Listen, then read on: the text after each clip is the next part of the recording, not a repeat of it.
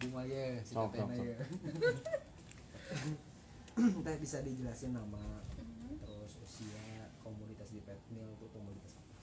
Oke, cek dulu deh. Boleh. Nama saya Safira Alvina Syakur, usia saya 25 tahun. Saya di petani milenial ini di komoditi kopi. Kopi ya? Bisa dijelasin nggak sih pertama mengenal kopi itu di tahun berapa sih? Pertama kenal kopi itu di 2018 ya.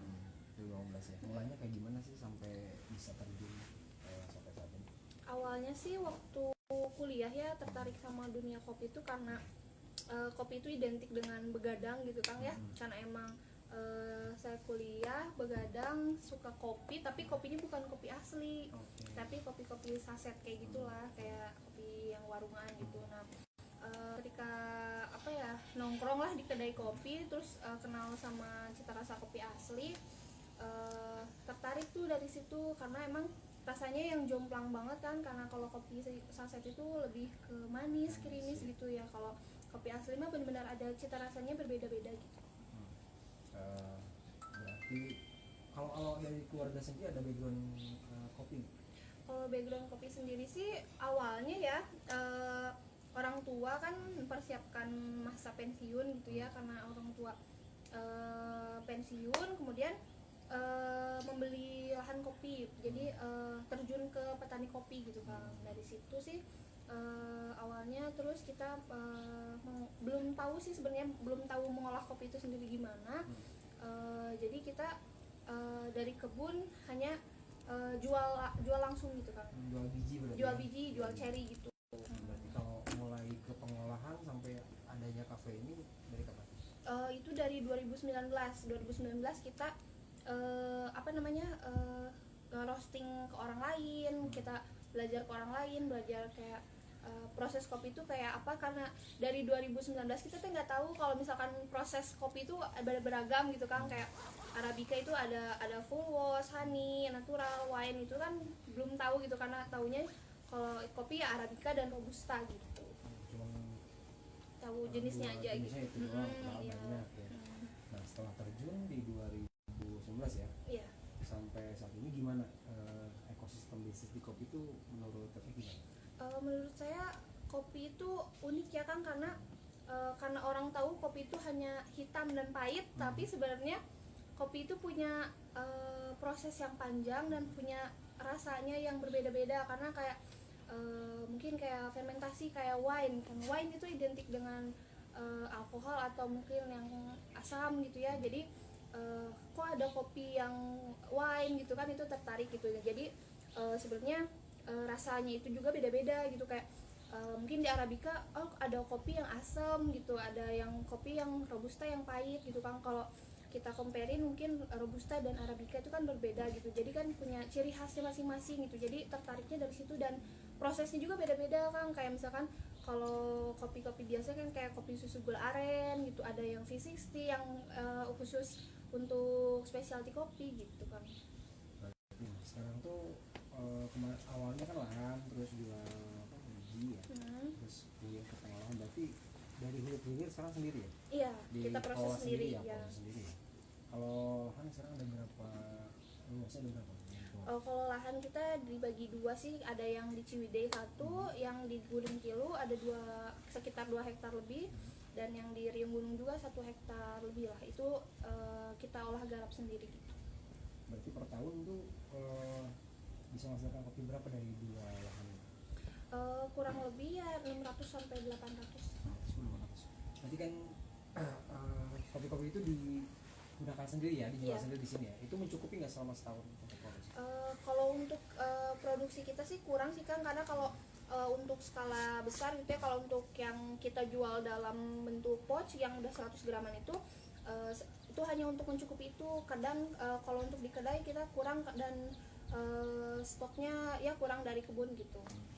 Itu nyiasatinnya gimana? Jadi Nyiasatinnya karena kita juga join sama petani-petani di sana kan, jadi di sana tuh di bawah perlindungan perhutani juga, jadi petani-petani yang di sana juga kita ngumpulin gitu Kang. Jadi ada yang memasok juga gitu, jadi kita dapat dari sana juga gitu.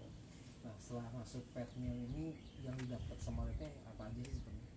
Banyak sih Kang, kalau misalkan dari petani milenial ini Vira dapat bimbingan, misalkan yang awalnya tahu cuman oh kopi itu beda-beda prosesnya. Nah ketika di petani milenial ini Vira diajarin bagaimana cara memprosesnya gitu Kang. Jadi kita diajarin bikin kopi itu seperti apa, kayak barista lah gitu ya, kayak kelas-kelas barista bikin espresso base, manual brew, kayak gitu-gitu.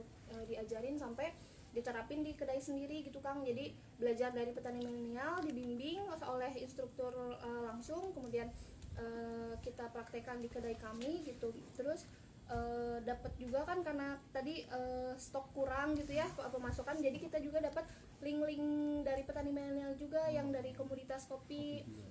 Kemarin juga kita sempat kekurangan full wash. Nah kita cari nih, ada teman-teman di grup kan, ada di grupnya, misalkan ada yang punya full wash gak gitu, misalkan minta 100 kilo gitu.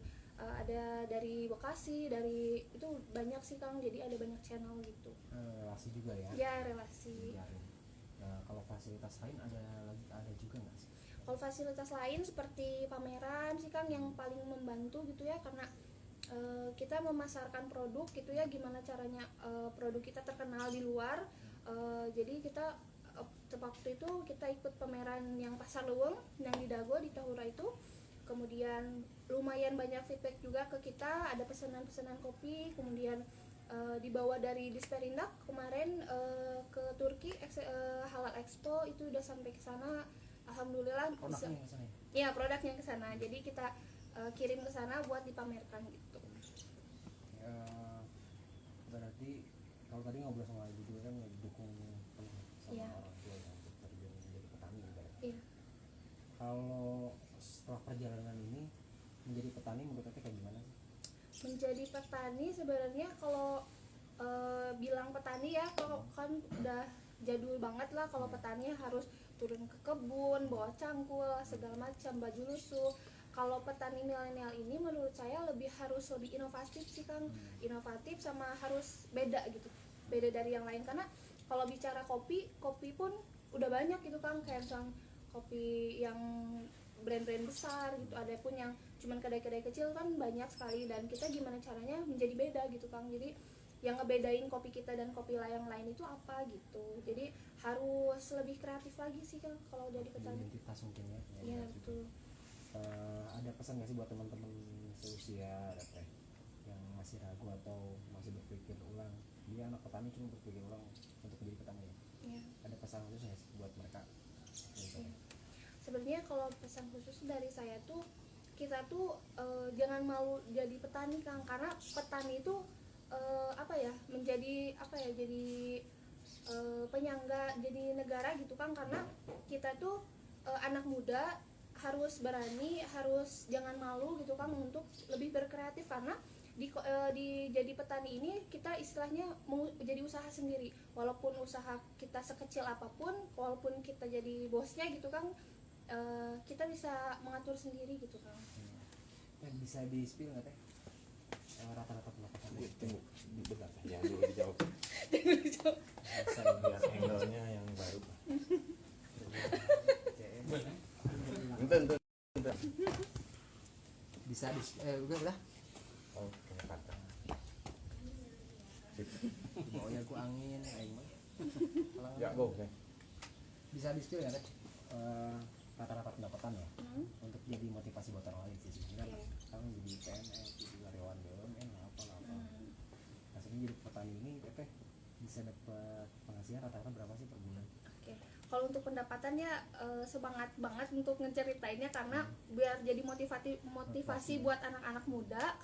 Karena anak-anak muda yang lebih sesuai jalur, karena harus PNS, harus kerja tetap gitu. Nah justru karena Vira juga pernah merasakan kerja di perusahaan swasta maupun perusahaan kayak BUMN kayak gitu ya, pendapatannya memang lumayan besar, cuman hanya flat segitu aja Kang.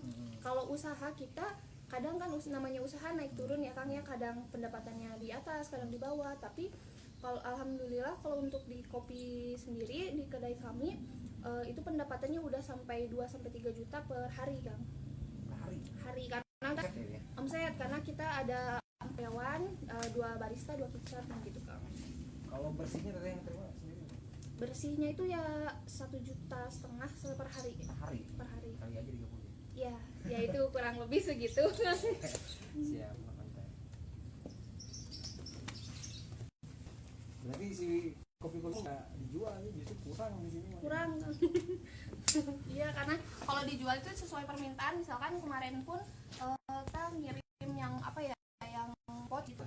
Ya yang pot itu kita kirim ke koperasi Sulaiman. Di Sulaiman kita naruh juga di sana. Biasanya juga komandan